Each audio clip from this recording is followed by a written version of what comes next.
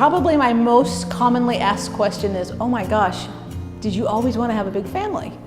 And which is kind of funny because actually I never wanted to have a large family. I wanted to grow up and be a nurse. Most likely I was heading towards a nurse practitioner or a physician's assistant, and then we started having a family. And so I put that dream a little bit on hold and thought I could delay that for a little while, and then we had our second child. We were happy, and I was looking forward to having 2 children and then getting back to my dream and going back to school and finishing my degree and having my career and making a lot of money and living happily ever after. However, I got pregnant with our number 3. It was so shocking.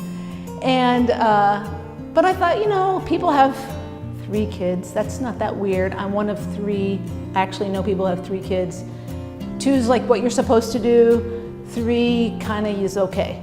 So 3 was going to work. So I had my 3rd. Life is good.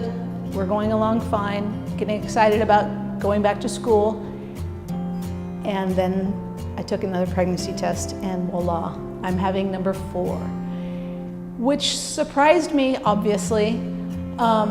And Terry was very taken aback, to put it mildly. We went through a little bit of a shock and really didn't know what we were, you know, gonna do. This was like the largest family I have ever thought about or heard of, or I didn't think I knew somebody with 4 kids, but that just seemed crazy. During my pregnancy with Parker, our 4th child, I started reading just like as much as I could. Before the internet, we actually read books and magazines.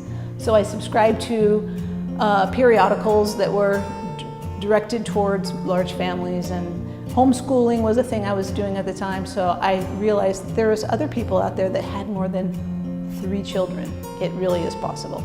So I went along and I started reading, and I really did have a paradigm shift in that.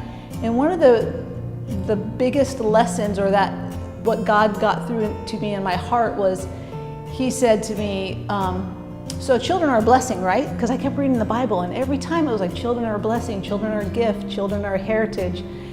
And He said, if I wanted to give you $1 million, would you be happy?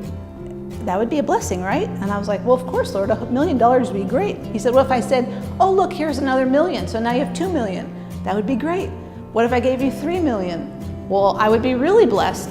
He said, what if I wanted to give you $4 million? I was like, oh, not that children are equal to $1 million, but they're a blessing. I thought, wow, 4, this is a blessing. This is good. This is a gift. This is how God wants me to spend my life. Fast forward, we had 5, and then 6, and 7, and 8. We had 8 blessings.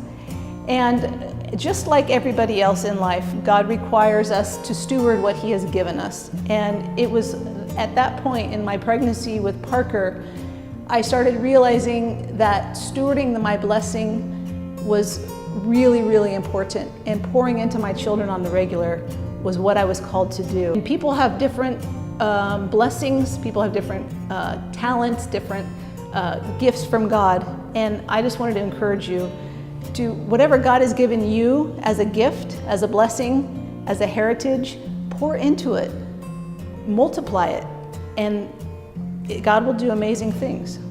I'm Lora, and this is my story.